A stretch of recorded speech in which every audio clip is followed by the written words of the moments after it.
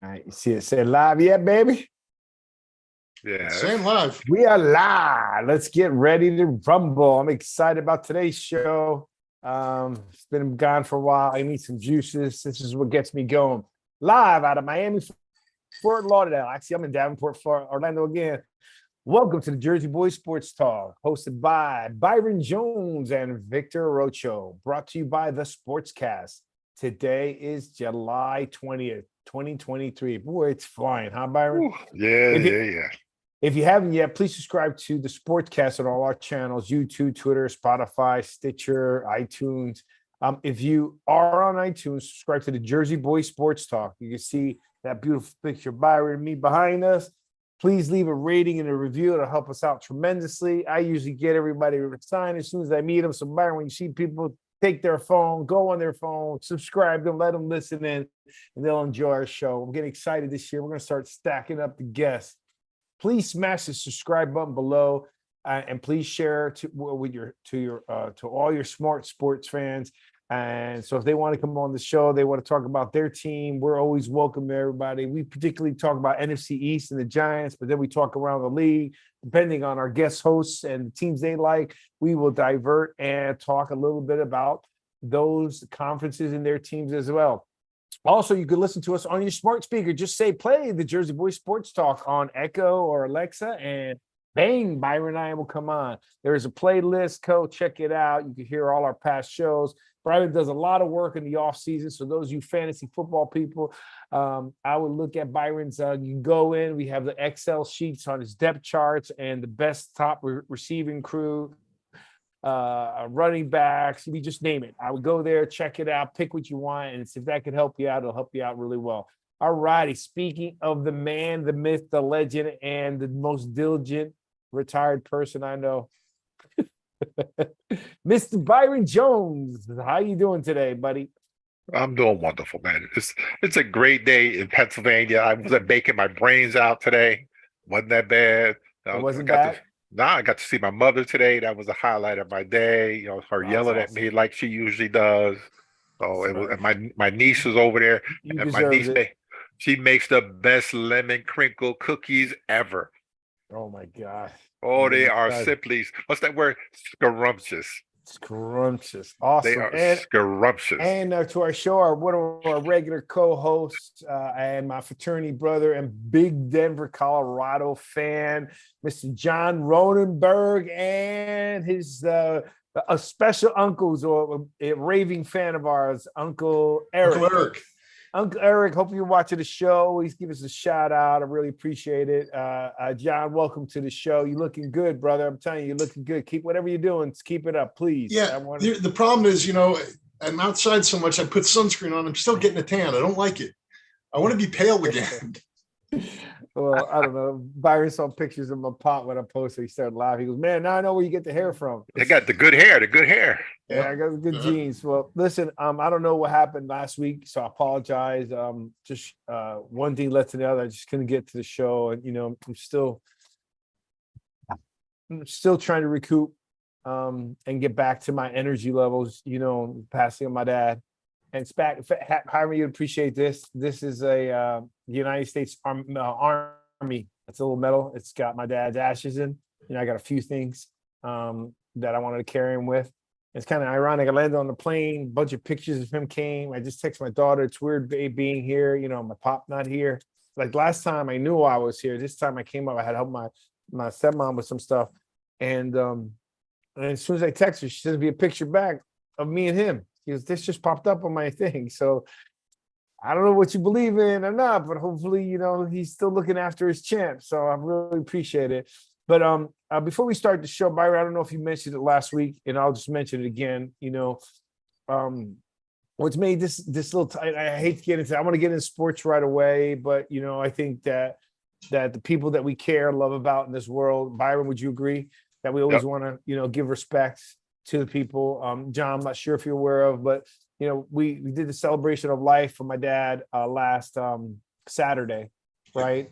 I can't believe it's only been a week. It feels so much longer. Not last Saturday. It was Saturday before last. The Saturday before last. So this week I'm actually getting more energy. I'm recouping. You know what I mean? I'm just drained. But what happens is we put my dad to rest on July 8th. July 10th, Byron and I lost two friends, 62 years old. Okay. I'd like to give a shout out to Jesus, Chucky Jimenez. Chucky Jimenez is a good friend of mine, a good friend of Byron's, good friend of, we always talk about a lot of our friends from Perth Amboy. He was a good guy. I'm married to one of my really close friends, Teresa Serrano, and the Serrano family, another beautiful, beautiful family. The Jimenez family is another beautiful family. We're from Perth Amboy. It's a small town, but we're like Cheers. Everybody knows your name. Is that right, Byron? Everybody. Byron hasn't been back for a while. He's well known, and they all know who I am because I've been there. But when Byron and I went a couple of years ago to Mo's celebration of life, Byron, wasn't it like you never left? Yeah, and people bring it up good stuff bad, from good and 50 bad. years ago. Like really, man, really? Good and bad, but it's great to have Byron right next to me. And then we were trying to get on the mic, but you know my town. Some of our fraternity have always used to come with me on weekends, and it's pretty a trip. But it's funny. We just got it close to the town. It's amazing. It's really, really amazing. How you got your the haters and so forth, but it seems to be way more love than haters. And it seems like as we got older, the haters became people still of love. Is that a first statement, Byron? Yeah. When you're competing as young, so anyhow, shout out to Chucky Jimenez and his family. Rest in peace, and please pray for them. Imagine I lost my dad, and he's a dad, lost kids, so same thing. Another good friend of mine is and Byron's is and he was a pastor. I didn't know he was a pastor. A bishop. Bishop. Yeah. Lance was a bishop. Yeah, that's what was on there. Yeah, on his thing, bishop. Wow. Okay. Well, Bishop, Pastor Lance D. Nelson.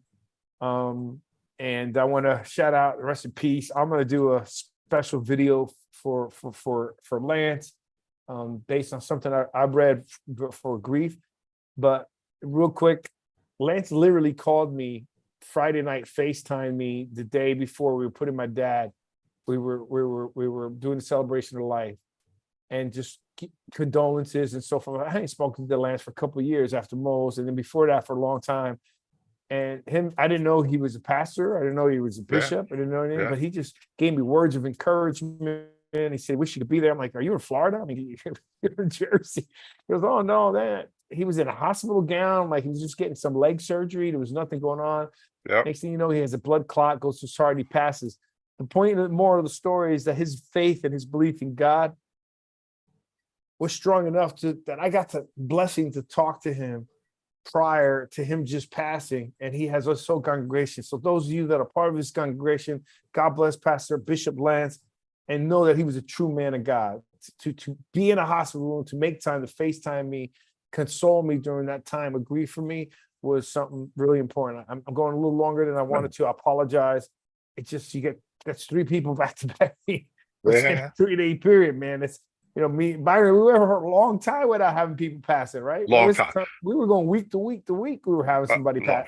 It was bad for a minute. It was either somebody we knew or somebody in the sports community. Remember that? I mean, like every week we were blessing and blowing blessings. So we're a PG Christian show. We try to do the right thing. And the best thing, the only platform I could have is to be able to give a shout out to our hometown, Perth Amboy, New Jersey. God bless everybody there. There's a lot of people. Never forget, John, Byron, and all our listeners, that everybody's worst day is somebody else's best day, right? And people have lost worse than I have. I got lucky. I give a shout out to my buddy Elwood Dash. Going through what I was going through, I kind of felt guilty because my dad, he was old. I had him for a long time, and him and a couple others, and even if he passed Lance, Bishop Nance told me, listen, son, you're entitled to grieve. Don't make yours less than anybody else's. Things are worse or so forth, but don't try to shut it. I just felt guilty putting getting out there. That's how I felt. But anyways, just remember that. Yeah, I pray for all of you. Byron, get in shape, take care of yourself. John, do the same thing, and me myself, because anything could happen from one day to the next. And I'm telling you, it was just a shocker. So now let's get into some sports. Apologize for that. God bless all the families out there. John, you and your family, Byron, the Jones family, and everybody out there. All right, so let's go on. We got we got some things happening in Giant Land, man. So one, let me just go a couple, because you sent me some good stuff, and we're gonna go over the running backs that are out there. But one, we got Saquon not signed. I read that he may sit out. Two, we got a linebacker got injured. One of our starting linebackers got injured. He's out for the season. Done. Undisclosed injury. Undisclosed injury. I don't know what that means, Byron. You can elaborate. We talked about it at length last week. Probably is Nate. Okay, so if you talked about it at length, then I don't want to go into a little. I don't want to repeat what we already talked about, but I'm just bringing up the news that I have.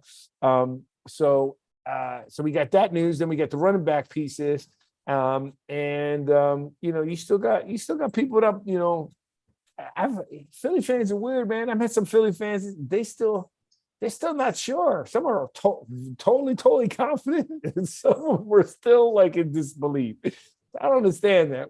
We have unconditional, like delusional faith in our Giants sometimes, right? And then some of these fans have like either delusional, non-delusional, or have no faith. I don't get it in their team. So let's go from there. They're still crying about the field. Yeah. After with the Super Bowl, I hear that every day. Every day, they were up by 10 points. And I'd say the same thing. They were up by 10 at halftime. It's a lot harder, to be, offensive line and back it up when a guy's coming forward. That's hard to do. And the Eagles, ran up a team, against a team, we said it before, that had a top 5 offensive line. They just handled them that day. Let it go, man. Let it go, man. Let it go. I blame the coach. I don't care what you say, but I still blame the coach. But I don't think Mahomes. There's just no answer for Mahomes. No, Mahomes is the deal, dude. It's just the whole game plan was fine. Look, Byron said it. The coach was known for not adjusting his game plan. And if there's a time that you're going to adjust the game plan, it's got to be in the Super Bowl. Yeah. Okay, I mean, Sean Payton does an onside kick in the time when you're not supposed to do an onside kick. Yeah. Right? That's an adjustment. And that's still, like, we got to make something happen. We're going to make it happen. I'm still worried about that. Okay, about that happening. Don't we don't have the players yet. The guy was calculated. Don't. He was calculated. It worked, right? If it didn't work, everybody could. But it worked, and he's still going on as a great coach. He's put up good numbers. To me, the most legitimate to this day, and I think it's present day, the worst. Or the most that a club's fans can complain about, it was that New Orleans pass interference. That by far had to be. Why do you say it like that, Byron? That was because it's true. That is the only thing you could say, right? Not a missed field goal, not the field, not the deflate gate, not the spying, none of that compares to that blatant pass interference. There's you can't even run that. You don't even need to run that in slow motion replay. Nope. That was so I don't know how these guys can complain about the field. But let's go to Saquon. All right, so back to that. Let's come back to Saquon. Dude, he sits out. We're gonna go into your running back piece. He's done. I mean, okay. I don't think he's done. I think that he's going to lose so much money. And John? Yep. Le'Veon Bell. That's all I keep thinking about is Le'Veon Bell. You mentioned that before. Yeah. Byron? He's going to lose. If he sits out, it's $560,000 a game. A game. He loses or he gets fined? Yeah. He loses. Okay. They can either choice. They could either fine him or not fine him or whatever they want to do. But yeah, it's $560 per game. Okay. So okay. Granted, the loss that I'm talking about is the amount of money he's going to lose when he tries to come back next year to play for another team. He's not going to come. This is what they could do with him. They could turn around and they could franchise him again next year. They don't have to just let him go to another team. They could turn around and say, you know what? Let's franchise him again, and it'll just be a little bit higher number. This year is $10 million. He's going to lose if he doesn't play the whole year. They say, you know what? We're going to franchise you, and you know what? You can sit out if you want. He's 26. He's going to be 27, I think, during the season. So then next year, he's going to turn 28. And that's dog years with a running back. That's shelf life right there. Yeah, he'll be 28 years old if he sits out. He'd be crazy to sit out. So let me tell you something. So Byron, what is happening now in camp? All right, who's RB1? It has to be Matt Breida will be the first up. Then I like Breida though. Yeah, but he's more of a change of pace back. He's not like a every down, read down back, catch the ball, that kind of stuff. He's not a Saquon, but I like Breida though. I mean, I have confidence. In other words, you gave me any other name, I wouldn't. But I like Breida. I thought when he was in, he performed. You may be right, and he's done it every down back, but I just think you just also never know. The more reps you get, right? You don't know the game plan. Also, doesn't it change their strategy on offense? Yeah, you're giving up. Most of their offense is through Saquon. But now you're going to have to make adjustments where, you got Breida, you have the kid from Oklahoma, Eric Gray is supposed to be pretty good. Corbin, the other running back. Brightwell is the one that they still have. I think Corbin is from Florida State. And it's just, they got to make adjustments. Maybe they're going to throw the ball more. Maybe they're going to use the ball, throw it to set up the run or use it to run the ball. They got to make up the offense some kind of way without him. Well, John, what do you think, John? Well, here, and as Byron's going through this, I'm thinking they may just go to a more pass-oriented offense.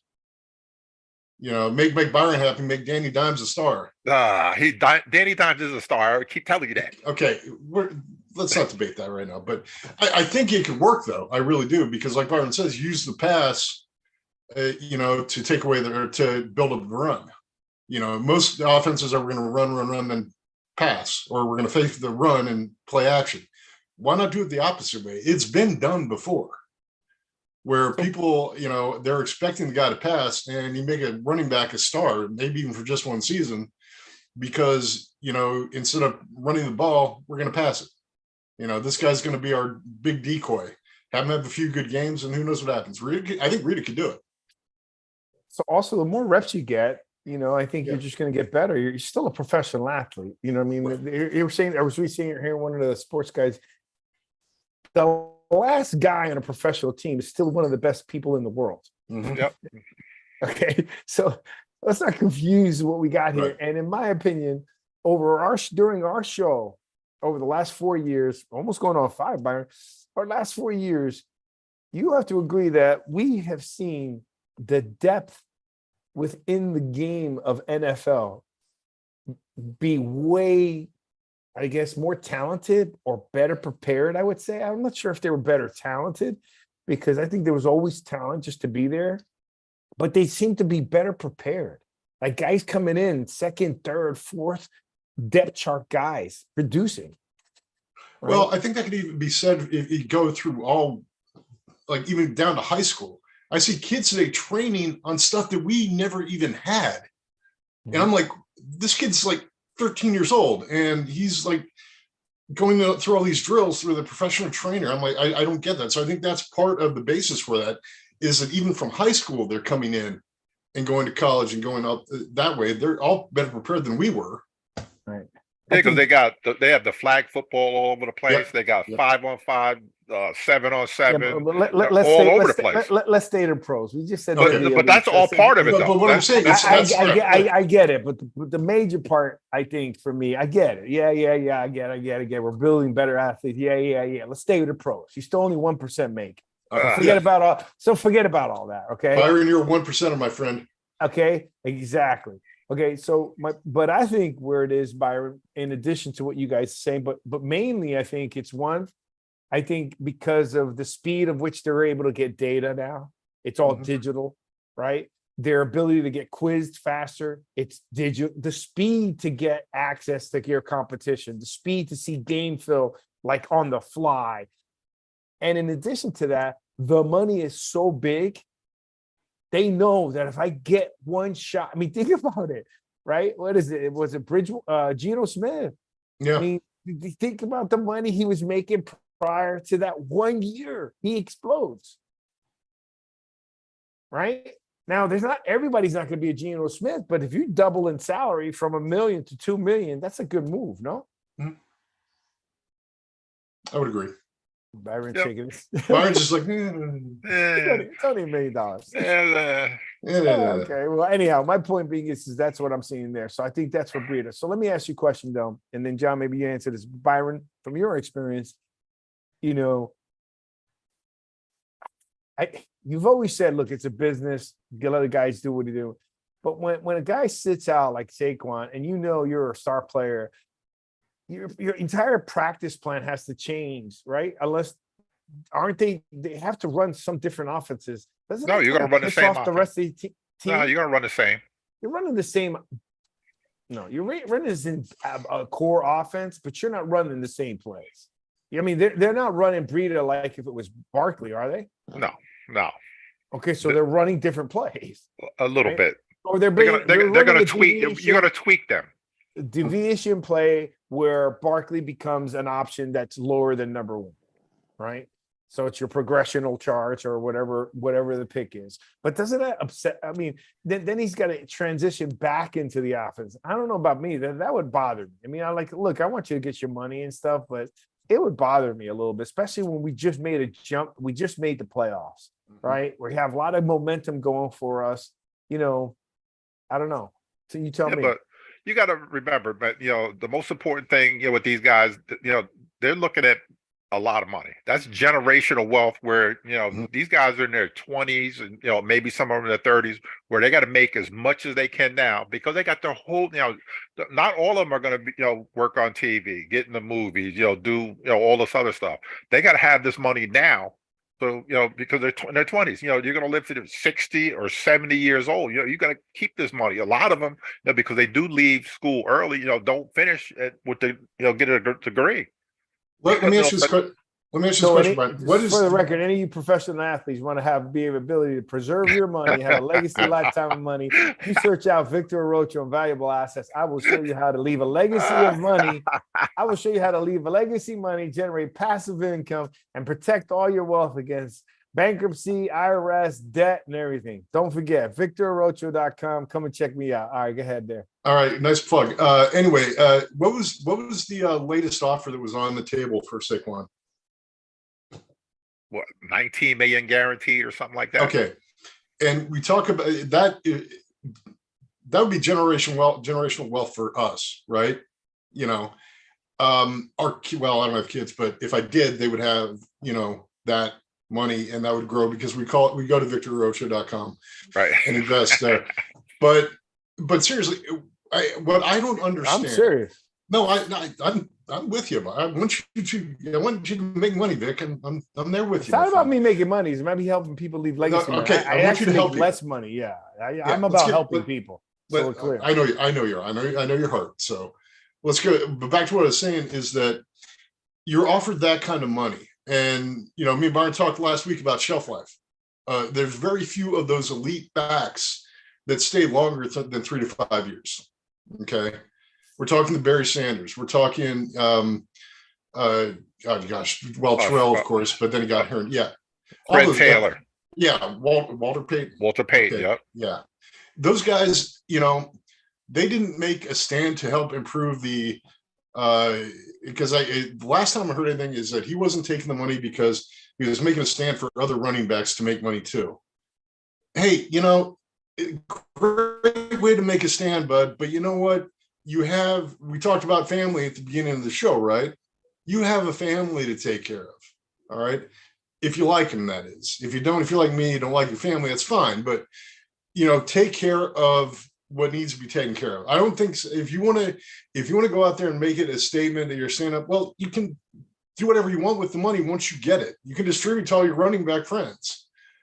But it still doesn't change the fact that you were turning down life-changing money. I mean, not that the money he wasn't getting the last couple of years wasn't life-changing, but that is life-changing per year, period.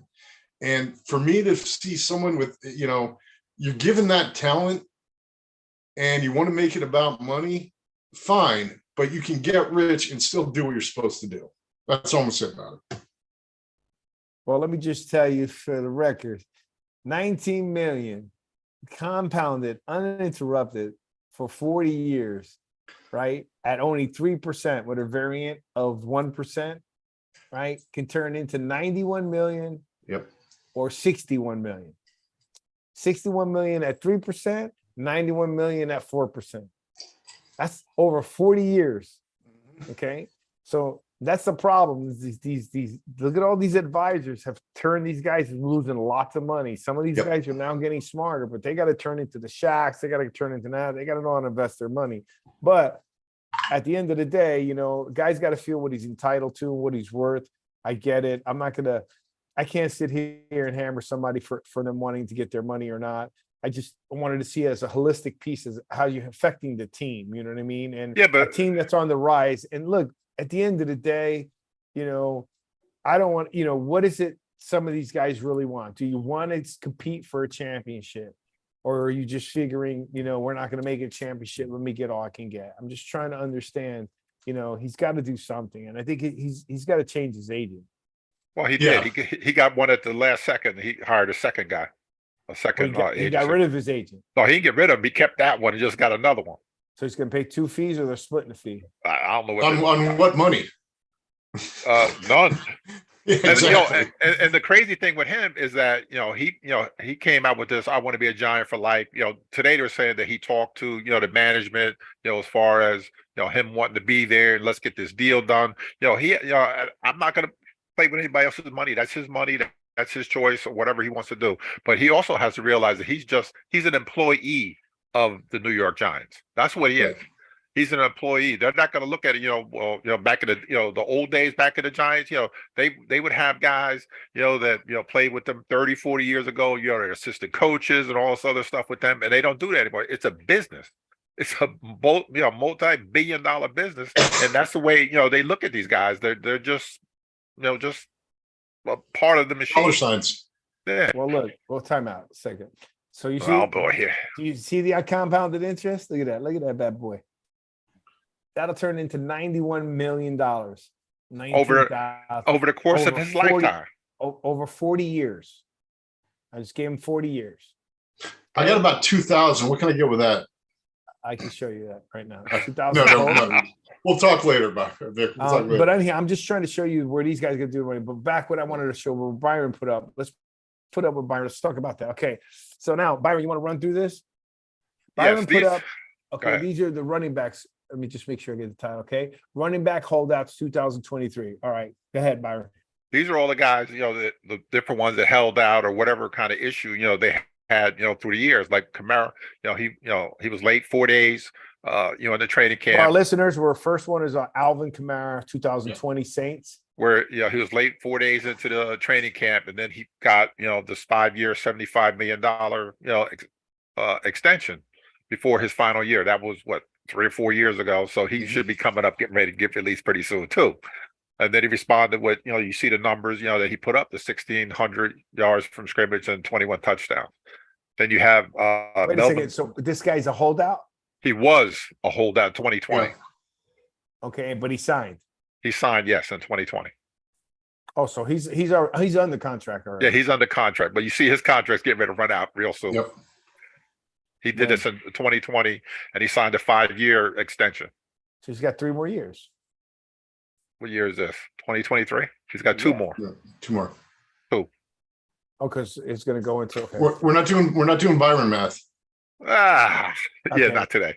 We're on the it. only reason because I can't tell the seasons is 23, 24, Yeah. 24, 25. Yeah, he's got 2 more. He's got 2 more years on it. Depending how much that last year is, he might get released too. If it's the cap numbers 25 million. So he's making what about? Was that 15 a year?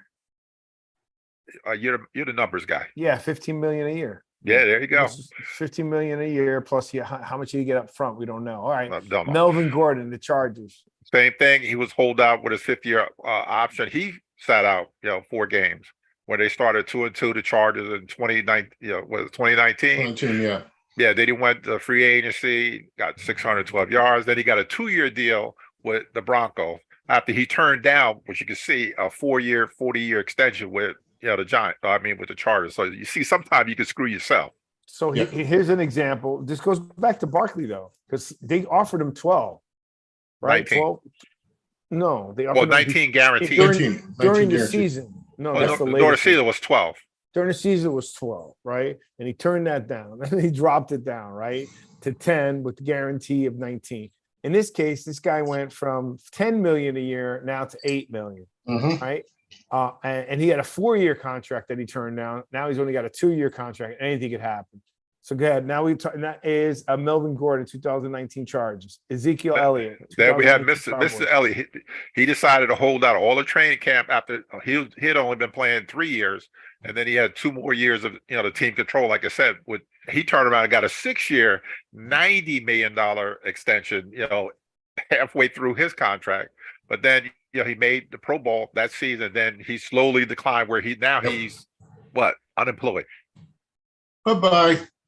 Yeah. So he was the first one to really. We don't know how much of that 90 million was guaranteed, though. We got to look that up, but probably I think like 45 million or some crazy number. Let's let John take the next one. This is his boy here. So Le'Veon Bell, 2018 Steelers. Go ahead, John. Take it over. After playing 1 year of the franchise tag, Bell refused to do it again and sat out the whole season. He signed a 4-year, $52.5 million free agent contract from the Jets, a decision he regrets, and was never the same player, averaging just 3.3 yards per carry with a total of 9 touchdowns over his final 3 seasons. For our listeners, that was not a commercial. That was actually one of our co-hosts. That's my radio voice. Kevin Johnny Collins on 98 YCR, the power station. That was even before I got to Upslope. So Le'Veon Bell was really good with the Steelers. Yes, he was. I thought the Jets. I thought he'd do well with the Jets. He didn't. I thought he was a good pickup for Kansas City. And we see what happened there too. Because of just the way that he's a good receiving back, but. Look what happens. I mean, it's going down in history. What's happening at the running backs now?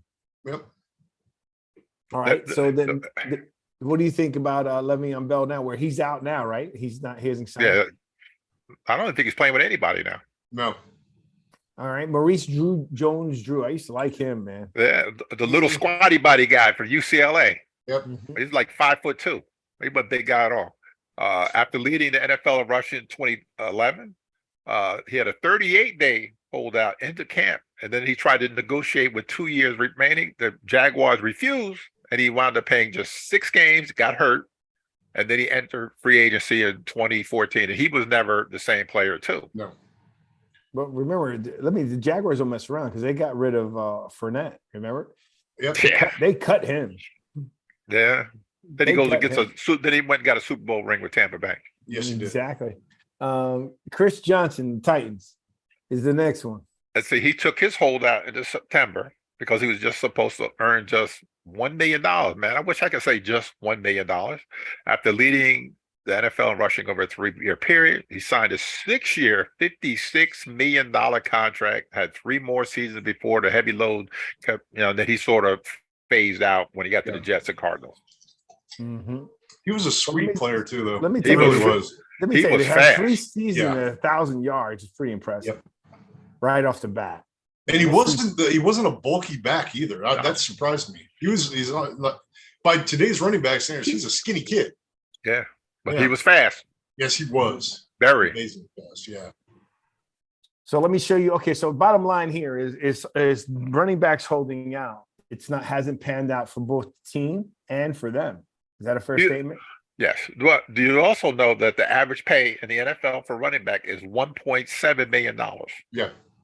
That's the average. A kicker is 2.2. Longer shelf life. Yeah, longer shelf life. That's what it comes down to. Yeah, and they get hurt the least. Their return on investment is longer. Yep. Right. But 1.2, that has to have some anomalies. You got to take out like some third stringers or something because no. You can't. If you look at million, Byron, that means it's 1.7. 1.7. All right, so that's almost 2 million. So that means there's quite a few guys that are making less than close like $1 million something. Yeah, when you look at if you have a chance, look at the Philadelphia Eagles, for example. All four of their running backs, I think they're averaging maybe between the four, like 1.6, 1.7 to 4 that they have a piece. And there are 4 good backs. Not how old are they? Eagles. Yeah, that's the thing. How old are they, Byron? All in their 20s. Early 20s too. Like early 20, mid 20s. Yeah. So pretty much I would think that they're playing for knowing that they got a chance of hitting it, right? Because all 4 of them, somebody's going to break out, and I believe somebody's going to get paid. Not all 4 of them, but someone's going to get paid out of those 4. I don't think they're. But look what they're doing to the running backs now. They're not. They're Zeke, Saquon, the kid from Josh Jacobs. All these guys are sitting home. Well, they're not sitting home, but none of them got paid. Not a one of them, and they're all better backs than anybody that the Eagles have. Time out, Byron. You're making a statement. That's not fair for our listeners. That is not true. What's not true? Is that you're saying they didn't get paid. You just compared guys that are making less than $2 million, right? Saquon signing a $19 million. $19 million. That is not a fair statement. Not only that, you're also comparing. Let's forget about the $19 million. That the fact that they're willing to sign him right now for $10 million. No, $2 million and $10 million. He has no choice. He has no choice but to take that $10 million. He's tagged. That's all he's getting. He can't negotiate for the rest of the year. All I'm just trying to do is differentiate the two differences. The argument of those 4 guys making less than $2 million compared to Saquon, who has the ability to make 10 right off the bat. I'm saying of those 4 guys, right? Those 4 guys, if I was me, mentally know that I get in there, I better give everything I got because I have a chance to get a $8-10 million contract somewhere else. Yeah. But that's not true because they're not paying those running backs like that anymore. That's a fact. But once again, it comes down to the expected length of career for a running back. Right. Saquon is in his 6th year. Okay. Yeah. That's an anomaly. Anything over 5 years is pretty much an anomaly. You know, I can see Derek. What is Derrick Henry's contract? Do we know? 14, 15, maybe he's up there. Yeah. So who should be making more, Derrick Henry or Saquon? Be honest, Byron. You know in your heart. Henry. Okay. I would say Henry. Henry to me seems like he's on the field way more than Saquon. Yeah, and I like Saquon. And he's been in the league how many years now? At least 6, right? Yeah, at least 6 or 7, yeah. Okay. So once again, he's one of those guys that has gone beyond that 3 to 5 year margin. So I guarantee you when his contract comes up, you think he's going to be out? Wow. Because if he's at 14 or 15 million dollars a year, he's not going to take a pay cut to stay with the Tennessee Titans. He's not going to do it. He's going to go somewhere else, and it's going to be for less money because of where it looked like he's at $16 million. $16 million, okay. They're not going to re-sign him. Right, this cap hit. So it's just total cash here because isn't McCaffrey should be number 1, isn't he? McCaffrey will be number 1 very soon. Well, since 2003, I'm just saying, it's to say Bijan Johnson, look at 13, 12, Nick Chubb, base salary, Saquon's at 10, Josh Jacobs, Pollard, Henry's at 10, Nick Chubb here. I don't know what it means by cap hit. That's what the cap hit was as far as with the whole salary thing, the structure of the whole team. So look here's the contract value. McCaffrey, Kamara had the most, Derrick Henry, 50 million, Aaron Jones, Nick Chubb. Nick Chubb is up there. I wish I had a longer list though. Guarantees. McCaffrey has the biggest guarantee. Yeah. Guarantees at signing. Yep. Oh my God. But the thing about McCaffrey, his old man would say if he gets like another contract offer and is trying to hold it, his old man will come and smack him around and say, no, you take whatever money they give you, and you smile about it. So because Ed was that kind of player. Look at these signing bonuses, career earnings. I want the top though. It's only giving me 5. I don't want that.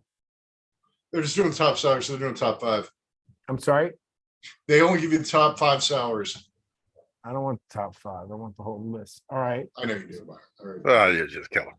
I'm just here NFL salaries. I'm just glad you didn't see my impersonation of you last week, Vic. What's that? My impersonation of you last week. Which one? Come on, Byron. What are you talking about? There you go. It was meant with love. I was hoping to see you get a laugh out of it. That's okay, man. It's imitation is a form of flattery. It is, and it is, And hold on, I got somebody coming in here. Shoot. Oh, Alan. Sorry, Alan. Alan waiting away. It doesn't beep. I needed to beep. Alan, welcome to the show. Sorry about that, buddy. Can you see my screen, guys? Yeah, we can see it. Hey, Alan, how you doing, buddy? Welcome to the show. We're talking about running backs, and we're talking about the holdout. Are you there? Yeah. All right, good. We can't see you, but we can hear you. Welcome. All right, so look, I don't know if you can see my screen now. Alan! Now look at the buddy, what's going on? Look at the age, and now we have them all. But Byron, man, look, these guys, total value, average per year. Okay, so let's do average per year. Derrick Henry will not be with the Tennessee Titans at the end of that contract. Yeah, he's 29. Yeah, he's getting ready to retire. He's getting ready to retire. No, he's not going to retire. He's just not going to be with them. It's going to be somewhere else at a lower salary. He's going to go to the Vikings. All right, so look at you start getting that because this is where I was saying you said the average salary, right? Now look at this. I mean, these guys are making. You're not sharing, dude. I'm not. You don't see the screen? No, you're being selfish right now. Oh my god, he is. The whole time I thought. It's Alan threw me off here. Can you see my screen now? Yeah. All right. So look, now see, this is what I was telling you. That means there's a lot of guys making under $1 million. Yeah, a whole ton of them. Yep. Okay, so let's see if we see the Eagles. Look at we got a giant. Here's one of the Eagles guys. Is that one of your guys? But these guys are young, 23, 25, 23, 25. Yeah, that's not one of them. Okay. Do you see any names here? But for our listeners, we're looking at a screen now of the running backs, and it goes down to 1, 2, 3, 4, 5, 6, 7, 8, 9. There's 9 guys that are making less than $1 million. And then the 10th guy above is making at least 1.5 or greater, which is not bad, right? Is that their salary though? Total guarantee, yeah. Yep. Yeah, total value. Okay, so 1.5.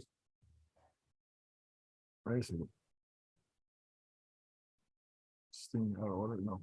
All right, so where are your Eagles guys? So they're not my Eagle guys. They're not. No, don't throw that on Byron. I got your back, Byron. Here's the Commanders. 1.7. How's your guy Jarrett Patterson, Alan? We're gonna see how he does this year. All right, he's 25. He's won 1.7. It's not so bad. Okay, let's go here. Ronnie Brown. Is that Ronnie Brown? No, it can't be that. Ronnie Brown. That was like 30 years ago. He's in a doesn't even have his age here. Yeah, but Ronnie Brown was great from Auburn, but then he didn't do anything out of there. Okay, well, you never know. I didn't think Colt McCoy was still playing. All right, you got the Dolphins. He's got a young running back. I hate when I know how the age is. Don't ask me about Jaleel McLaughlin. I have no idea. How about this Travis Dye for the Jets? He's only 24. Well, he has a chance with the old timer quarterback, so we'll see what happens. I don't recognize too many of these names here. Yeah, because they're all the young guys that are still, look at their age, 24, 25, 20. They're not the guys that have been there. No. Yeah, they're making $3 million. Total contract. Oh, wait, now we have guys making 900. Hold on, look at that. Yeah, but how did that 900 is a year. I mean, whatever they're making a year, I think. Yeah. And the other one is a total, like probably workout bonus. Here's one of your Eagle guys. Is that here? That's Kenneth Gainwell, and his is 953,000, probably a year. This is like a Byron average. It's the average. Oh, that's the total by his average per year. Right. That's what you're just going up and down. I'm getting dizzy. No, because now the average really should be on this column right here. All right, well, make sure you call the company and tell them to fix it. Yeah, they're doing a Byron Excel. Wow. So good. now this is reality. Look at all the running backs under $1 million, Byron. That's what I was saying. Whoa. You weren't telling me that. No. Yeah, Don't change yes, up. I was. No, you didn't. Listen to me. Oh, no. Mathematically inclined, Mr. Jones. When you Look at game. you told me they were only making 1 point something million, I said to you, that means there's a lot of guys making low million. And that's what that was my point. No, see, now you're going to change up. You're saying a low million. What is a low million? Well, you said they were making 1.7. So to make 1.7, right? Okay, there's a lot of running backs. That means they had to make it. There's a lot of running backs that are only making less than $1 million. Yeah. That's why the average is what? 1.7 for all of them. Right. So is Saquon looking for Christian McCaffrey money? He said he wasn't. Yeah, I call BS on that. So look, here's where Saquon is. So look, you got 1, 2, 3, 4, 5, 6, 7, 8. He's in the top 10 of paid running backs. But that's on the franchise tag. That's what that is. He should have been at that 19, which had made him the highest paid running back in the NFL. But he turned that no. But the 19 wasn't for the year, was it, Byron? I thought 19 was guaranteed. He's still 19 guaranteed. They were still going to pay his 10 million, right, but they were to guarantee him 19 of his contract. Because you got to look at like Joe Mixon from the Bengals. This guy took a pay cut to stay with the Bengals. Mm-hmm. Yeah. So look at the fully guaranteed differences, right? Yeah, big Alvin Kamara had a total guarantee of 34, right? I think it was fully guaranteed each year. Is that correct? So it ends in 2026. So he's so far gotten 34,000 guaranteed, but he fully guaranteed Christian McCaffrey at 30 million. Alvin had only 17 million of 75. Derek did pretty well because he got 25. He had 50%. Yeah. Got 50% of his contract guaranteed. Age 29, I'm telling you, Byron, he just may walk away after next year. Nah, he don't seem like that kind of guy. I think he might keep rolling along a little bit more. Yeah, and he's tough enough to have a few downs. I mean, I still think he's got it in him. Okay, so you got Nick Chubb. Anyhow, this was good, Byron. I just wanted to see where the averages were, what their total guarantees are. So even this guy who is averaging 2 million, right? He's already got 10 million guaranteed. That's not bad. Or look, well, like what I think the highest paid one for the Eagles is DeAndre Swift is what 2.1 million. Yeah, he's probably their highest paid running back, and you got Boston Scott right behind him is 2 million. So they're really they're really not paying their running backs a lot. No, all four, and they're only guaranteeing a year. There you go, and out the door you go. But that guy's 28 though. That Byron Scott guy. That's the giant killer. That's the one that scores all kind of touchdowns against the Giants every day. We don't like giant killers. All right. Well, Mr. Alan West, welcome to the show. He has your show is every. Tell us a little bit about your show. Every Wednesday. Top 25 rundown and just talk about different college sports and sometimes I'll jump into different matters that'll happen in sports, but usually I try to focus more on college and just see what happens. And before I get into what we're here for today, Victor, I want to pass on my condolences for you, sir. Thank you so much, man. It really means a lot to me. Thank you, Al. And to the whole Sportscast Network. You guys have been none but fantastic. I like to give thanks, especially to my co-host Byron, who just made sure the show kept going, and then my fraternity brother John, who stepped in quite a bit for me during that time. But thank you very much, Alan. So talk to me about finally the NFL approved. What took so long? Like, was there extra little lines that had to be crossed? Was there background checks? Like, it doesn't like the deal changed. So tell us. Well, did you read that article on ESPN? I have not had to. So fill us in. You're on the show to tell us about the sale, and Magic Johnson's part of that group, right? Yeah. Yes. Good. Congratulations, Mr. Magic Johnson. God bless him. I think RG3 almost became a part of that group as well, but we're going to go past that. The thing is, I think that he was offered. I don't know if he accepted, but yeah, he was offered. The problem is, Byron, Vic, let it go. I'm not going to touch that comment. moving on, but for the Commanders, the article ESPN posted earlier this week, it talked about how John Gruden's downfall was because of Dan Snyder. Because when Dan Snyder, all the stuff came out where he was going to have to talk to Congress and just with different things that were happening, he said that he would go to the NFL offices and he would discuss, like he would show them what his defense was going to be. Turns out his defense was showing emails that Jeff Pash, Goodell, and all the other owners have been doing that was worse. And by doing that, the information for Gruden came out because of Bruce Allen, and Snyder basically alienated everybody. And when the owners were, after going to that meeting, everyone was just like, yeah, it's over. It's over. Get him out.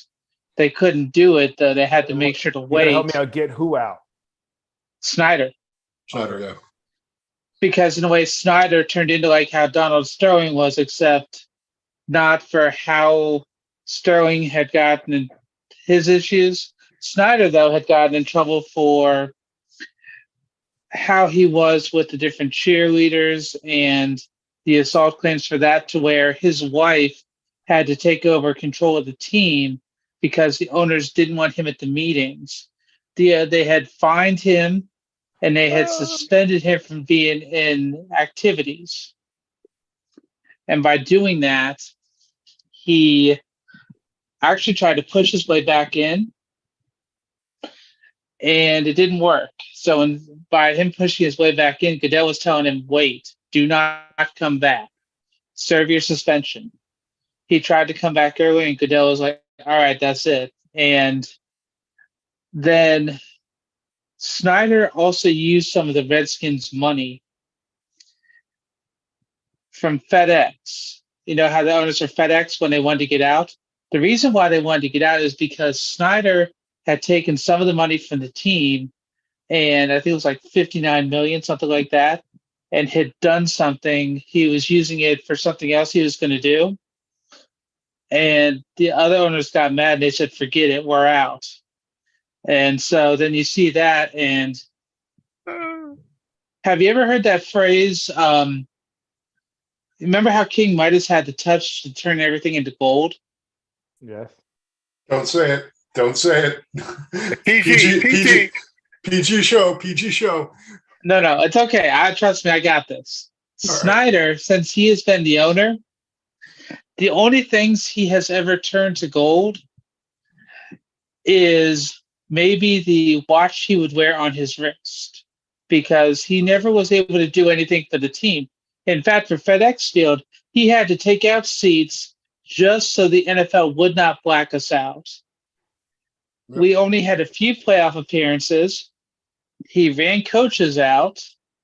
He would make decisions for the draft that the scouts were like, hey, we need to do this. But instead, like, no, I'm going to make this pick. One of them was the late Dwayne Haskins. I don't like Snyder, but we're going to bash him. I hear you. But let me ask you a question. Two things. One, he's going to make several billion off this deal. $6.05 billion. Okay. So he did turn that into gold, right? That's what happens when you have 34. No, you got to understand, when you're a 34-year-old billionaire and you're able to buy the Washington Redskins, that's just sad. And then, you would think that someone at 34 would have the, you would wish he would be the Mark Cubans of the world, but apparently he wasn't. I have a feeling there's going to be a lot of litigation. So what's going to happen? I have a feeling the only reason it went through is that they're limiting the litigation. They're going to just cut it out. They're limiting that. They're going to also probably limit the results. No one's going to buy a team walking into lawsuits, right? Just not. Magic Johnson is too smart for that, and he's not even the majority owner. So that means Magic Johnson is around a bunch of smarter people, right? Mm-hmm. And Magic Johnson is super smart, so I'm not taking anything away from him. Is that a fair statement, Byron? If Magic Johnson is already worth $1 billion, not even the majority, he's around a bunch of other people that are just as smart as he is, right? And they're not going to buy something for billions of dollars, opening up for lawsuits. But my question to you is, Byron or Alan and John, but Byron or Alan, where do you think Gruden, because that thing is still going on, is it stopped? Do you think that they're just going to pay Gruden out of this to say, okay, stop your suit? They got to do something because that thing is still swirling around. He won't stop the suit. Gruden's not going away, huh? He's not going to stop the suit. No. If you read that ESPN article, Gruden is staying in that suit just because he had a chance where he had a program where Goodell was supposed to come in and have an interview with him. He goes in there. It's the associate commissioner who's there instead of Goodell. Goodell walks in at the end, thanks him for his time, and walks back out. Gruden has a bad taste in his mouth. He is going to stick it to the NFL as much as he could just for Goodell, just because of that. And so with how all this played out and the emails that Snyder released that in the end got him later on, Gruden is going to push this as far as he can. Snyder, the reason why he sold the team is because the results from the study Beth Wilkinson did, they didn't release those. The one that they're doing for the independent panel, he's trying to get a gag order on that, and he's trying to make himself not be sued for anything that happened, as he's been the owner just for some of the dumb mistakes that he's made throughout his ownership. Because for FedEx Field, part of the food that's there, the companies there like Johnny Rockets and a few others, the only reason they were at FedEx Food serving food, he owns them. It wasn't like they were having people that actually wanted to be there. It was people that he had. He's like, hey, you're going to be here and serve. In Dolphin Stadium, same thing. When these guys sold, they kept the concessions. So, I'm not going to blame the guy for keeping the concessions, right? Because that's where you make your money. Okay. He had the radio station. But the hell, he couldn't even hold that. Let's move. I don't like Dan Snyder. I don't think anybody on this panel likes Dan Snyder. What do you think? How do you feel about the new ownership? Where do you think they're going to take them? How do you feel about that? That's where we're at. I'm cautiously optimistic, but I'm thankful because I was at FedEx. I've been to FedEx Field, and I was at the Redskins training facility in Ashburn. I went into Daniel Snyder's office when I was there. He had a chess set for him and the Cowboys with him as the king and his wife as the queen. If I never get to go in there again, I'll never forget seeing that when I was there. You stole those pieces. See? No, it was in a glass case. I couldn't get through that glass case. Of course, the Amboy comes out at me. Byron, we would have. If the Amboy, we'd have got that. We'd have got that. Amboy guy, he'd have been. He got jacked. Remember, diamond cuts glass. Yeah, but I already got thrown out of there for 3 months after the fact. So you know what? I wasn't going to add to trying to get thrown out of there again. If I get thrown out, I ain't going to get caught with those pieces. Because there's the amount of cameras that were there. Collective item. Definitely. Absolutely. I'm excited. I'm excited about the ownership. I'm glad that Dan Snyder's out. Just wonder what John Gruden's doing, and Can I tell you what Gruden's going to do? What? I'm snitching on everybody. Yep. I'm telling on everybody. I don't blame. You got to read that article. Look, Byron, wouldn't you do the same though? If you're accused of something that a lot of people are doing, I don't know. First of all, look, I'm Hispanic. I'm a person of color. I'm not Black, right? Okay, Byron, you are. Okay, so yes. At least you appear to be. Okay. So, anyways, do you believe that John Gruden is a racist? No. Okay. I don't think so either. I don't know what was in things, how bad it was. I just think it was about DeMaurice Smith. That's what it was. It was an email he had written where he made a comment about DeMaurice Smith back when DeMaurice Smith was the leader of the players association. Okay. He just isn't the same. That whole family doesn't, you don't be in the NFL playing, I can see owners, right, that are legacy owners. That's different. But coaches, I don't believe coaches really, to get to that level, I don't believe maybe I'm naive or maybe I don't want to believe it, right? But I don't think you could see color. I think you got to see talent, and that's what you're going after, right? Because 75% of the league is African American. You got to be. It's how can that be that way? So that's number one. So number two, if we don't believe that, and I don't believe it either, but I wanted to ask you, right? Is I wouldn't blame him for going after everybody else. Because he's the only one you that smeared suffered. my stuff. You hurt my relationships with people that I know. There's people that know him that are African American. I'm probably still good friends with him and stuff and that, and they've talked to. But man, his reputation is super smeared. I mean, he's out of sight, out of mind, and I don't blame him for going after everybody else. Victor, you got to read that article, sir, because what it talks about in there, it's not just about the Redskins. It's not just about John Gruden. It's ESPN. What is it? What's the name of the article? Yeah. Type in John Gruden and you'll find the article. ESPN John Gruden. Okay. I'm listening. Yeah. Go ahead. But I mean, this article, it literally was, let's say, about 10 pages long, but it goes through. It doesn't just start out with right now. It goes back to before the emails were released, because Davis never wanted to fire Gruden. He only fired Gruden because once everything came out, it was bad. I mean, these emails were just emails between John Gruden and Bruce Allen. It wasn't to anyone else. But Snyder leaked them because he was trying to like, all right, guys, you're going to come after me? I'm going to come after everybody. Because he tried to say that he had dirt on all the owners. And even the lawyer group that he hired the same lawyers that A-Rod hired when A-Rod had his lawsuit. Mm-hmm. I mean, it just... I just the article in the chat, if that's the right article, guys. I believe that's the right article. I mean, it just... That article... Well, what do you think the changes are going to be with the new ownership? I believe that they're going to try and just focus on having a more of a family-friendly atmosphere. Because remember, Snyder, about 3 or 4 years ago, he hired, I believe the gentleman's name is Brian Lee Familia. He hired him from the NFL to try to change up the stadium experience.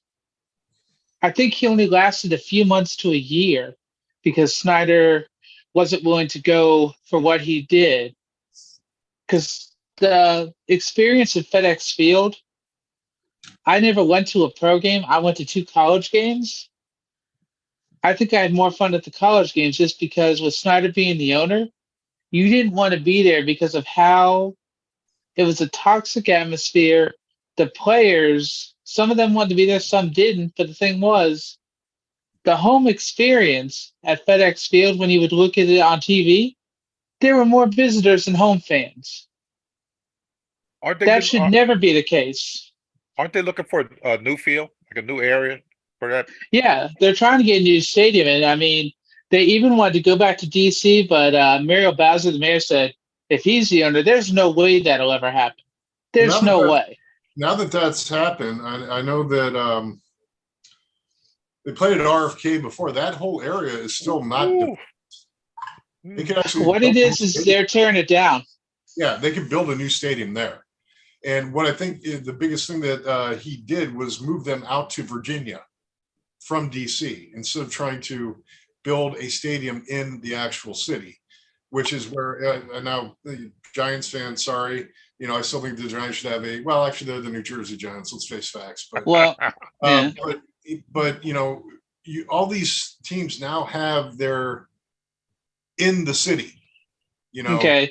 Well, John, I gotta disagree with you here only for 2 things. Jack Kent Cooke was the former owner of the Redskins, and Yep. And so he actually built the stadium at FedEx Field. Right. Yeah, he built it and named the town of Valjean for his two sons instead of Landover because it's in Maryland, not Virginia. Yeah. The training facility has been in Virginia, either at Chantilly or at Ashburn, for I'd say about 30 years. It's just what the training camp, it would either be in Carlisle, Pennsylvania, then they moved it down to Richmond. Yeah.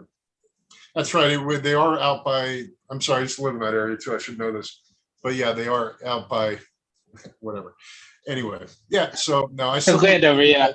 They still should move back into the city proper. Yeah, but they really, I hope they do. DC is really not a big area to be putting a 70,000. But stadium. RFK was what, almost 80,000? Isn't that in the hood though? That's not a bad area. No. Well, Northeast. RFK is kind of. Northeast is different now, so it's not the same as it was. It's not as bad. Yeah. It's not as bad. Although the thing for RFK, they're still tearing it down. They have not finished tearing it down yet. It's been a very long process. What are they doing with a hammer? Probably a very little hammer. Yeah, I mean it is still tearing it down. I mean, I was waiting for it to be done by now. I figured it would have been done, but they've been taking their time, maybe because they didn't want to have it to where, say it was torn down, and if Snyder was going to try to get him back or someone get him back, they didn't want to have a reason to where they would have to be like, okay, you can come back in this space, which I can kind of understand just because for me, I looked at some of the different, when they talked about Virginia, how they had it down near Dumfries. Yeah. No one was going to drive down there. They talked about Loudoun County, which would still suck as well. I mean, either Washington, I would rather be there because in Virginia, the traffic here in Virginia where I am is bad. And like, if you had it down near Dumfries, you'd have to go down 95. 95 is already a train wreck it doesn't need any help with bad traffic. Yeah, so if they would go like that. I was there 2 weeks ago. If it's somewhere where the metro can get to it, it would be ideal.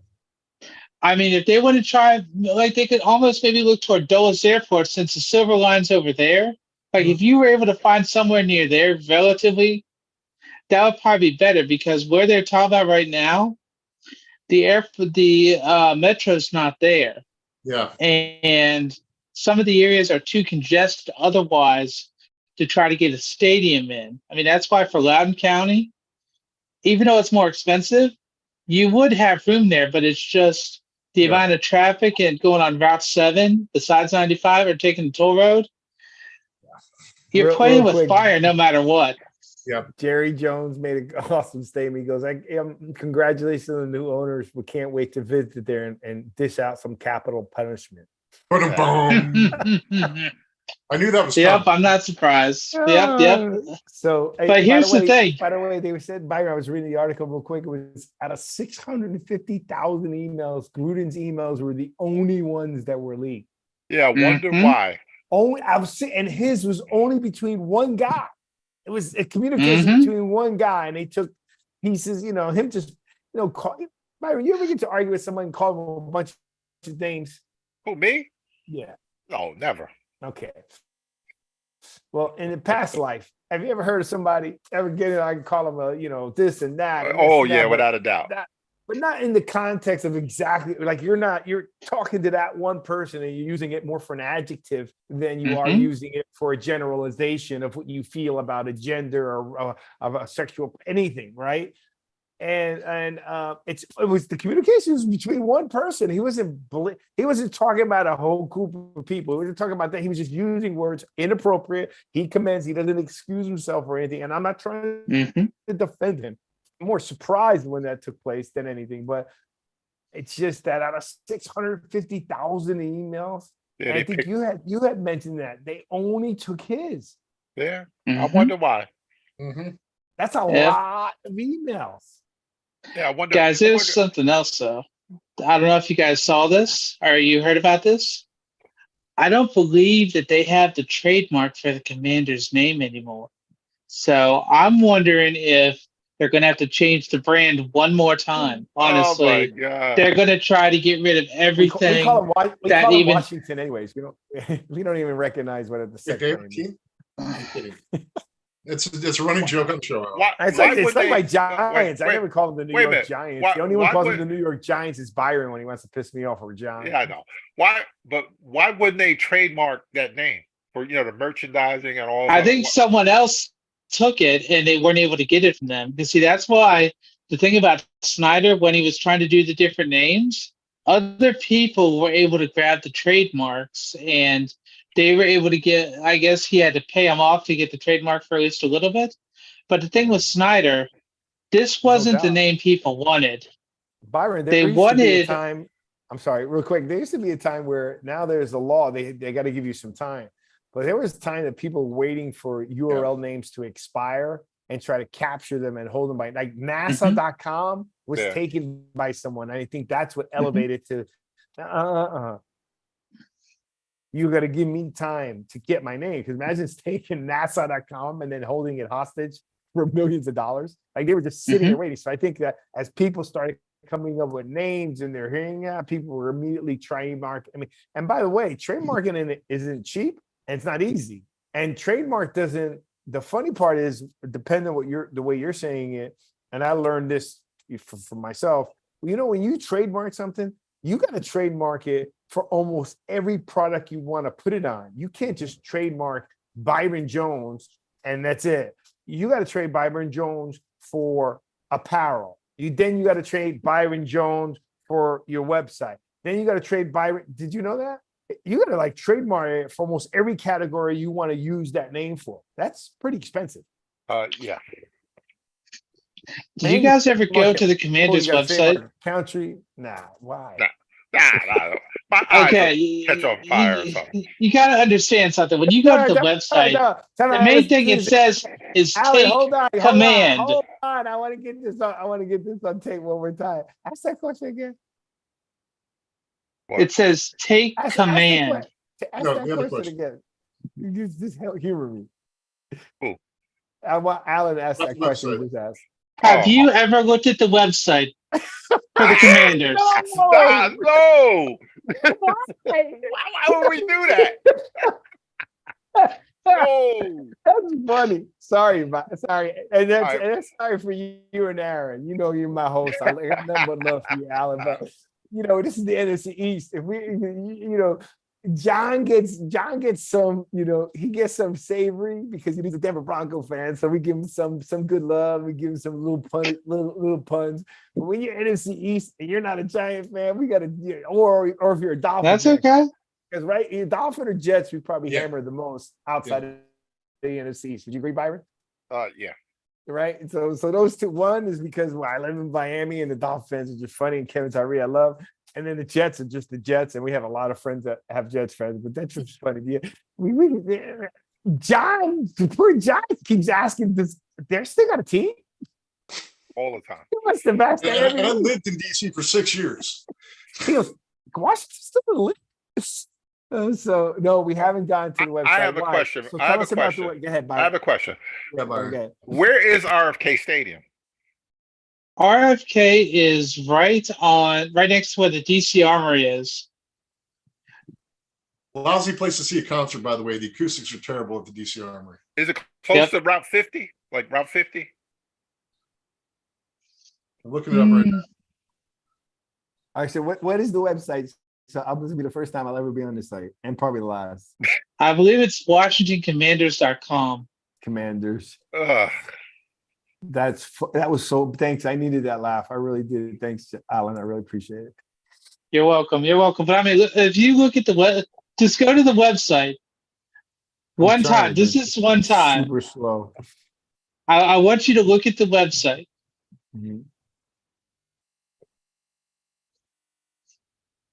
Because I guarantee you're going to laugh. You're going to look at it and be like, this is the best that he could do. A multi-billionaire. And he comes from tech, doesn't he? Yeah, he was. Yeah. He's one of the MCI guys that didn't get arrested. Oh, it's next to the river. He's one of the what? One of the MCI guys that didn't get arrested for insider trading. MCI, the phone company? Yeah.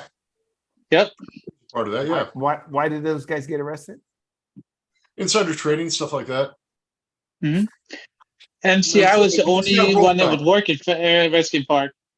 Yeah. MCI friends and family. All right. Well, Well, I'm having a MCI tough time getting. All right, Yeah, we gotta start wrapping up pretty soon, anyways. So I'll check it out. We'll have a comment next week. Yes, Byron. Alan, Yes, sir. the Northwestern debacle. Just a quick synopsis of that match. All right. So I was talking about that last night. Fitzgerald, the coach, he's been a Northwestern legend since he was a player. He's been the head coach for the last 17 years. Apparently, he got in trouble because of hazing and a few other things that would happen because the players are talking about it. Right. They just released a few days ago, the baseball coach got fired. I believe the assistant got relieved, and you have somebody else who's going to take over. And then the ESPN posted an article where it's talking about not only football, baseball, softball, and apparently they're talking people in volleyball. I'm expecting the whole school's athletic department to have a big issue over this. I'm expecting an $8 million fine at least. Actually, I said about $50 million. I mean, I'm going big on it because I'm thinking they're going to lose scholarships, lose recruiting visits for different sports. Although the thing that's funny, the thing that's funny is the Northwestern athletic director, the one who is before the one now, he's the ACC commissioner. Oh. Yeah, so I'm waiting to see what happens with that. It's not going to go well. Because they got hazing and sexual assault that has just been announced. What brought that up to his attention? Why Northwestern brought it up to his attention? No, I just wanted to know a little bit more about it, as far with the hazing and, everybody getting fired, all the craziness, because you would never expect that from that kind of school. That's exactly. that's like a Ivy League school in the Midwest. Frozen? You're frozen, dude, but that's right. We can hear you. You can hear me? Yeah. Also, prayers for Deion Sanders, one of my favorite players. He's getting operated again. Yep. I didn't know, he lost 2 toes. Well, we found out that after his surgery, he thought that he was going to have to amputate his foot. Apparently, they went and told him that with the surgery he has now, they're not going to have to amputate his foot. But apparently, he had gotten really bad frostbite a few years ago. And so they're... He wasn't in Colorado then, so you can't blame him on that, Byron. He was in Jackson State. I mean, he got it in Jackson State down there in Mississippi. I mean, to get frostbite, you gotta have beat your feet. Don't you have to be cold for a long time? Yeah. I mean, where was he? I don't know, but it's sad for a guy who's a runner. Think about it. It's not, it's bad enough. I got bad knees, and I hate it that I can't run. Imagine him. He didn't. That guy was pure runner, right? And to lose that stuff, I felt bad. I saw that, and it's just terrible. All right, guys, we got to start wrapping this up. Alan, thanks for coming on, adding some light to the Washington, whatever name they want to be, team. I'm happy the new ownership is there. I'm happy you got some class. Hopefully, I think anything that Magic Johnson is part of is a class act. Hopefully they could do something for Washington. We'll see. Just make the NFC East even more stronger, John. We'll try to get some Denver stuff in next week for you. And Byron, as always, thank you very much. Again, the Jersey Boy Sports Talk. Please subscribe to all your social media channels. Smash the YouTube subscribe button. Bangs. Please post this out to your friends and family. If you want to hear some good good talk, you want to come on the show. So far, I've been pretty mellow. We're going to get into some heat. I'm going to change up the show a little bit this year as the coming season. Get ready for my veins to come out. Pirate out. Byron, you get ready for me because I'm coming. Every Thursday, 8 p.m. Please, 8 p.m. on Thursday, the Jersey Boy Sports Talk. Oh, no, I got my thing mirrored out. Look at this whole time. You guys didn't tell me anything. Byron, just stop. It's 8 p.m., Byron. Just you guys. There you go. You had it for a second. Yeah, the Jersey Boys on the wrong side, man. All right, so every 8 o'clock. So please don't forget. God bless everybody. Please remember, family's the most important. God first, family second. and, stay in touch with your family, talk to them every day. Life is too short. Things could happen. God bless everybody. And thank you. Don't forget, when is your show? Is it on Wednesday? Is the top 25? Top 25 rundown. Yes, sir. Thank you. Rundown every Wednesday at what time? It's either at 9 or 10:30, depending on when I have my co-host come on. I'm actually taking next week off because I'm going to be out of town in Ohio, so I'm going to start back up the week after. Awesome. So go to the Sportsnet, look at the top 25 rundown. You see Alan West going over a lot of college. If you're a college football fan, go in there and see all the college teams. He does a great job, great show. Thank you again, John, for always coming on. Byron, my friend, you and your family, I wish you nothing but the best. You guys have a good night. Peace and prosperity. Peace. Take care, guys. Bye, guys.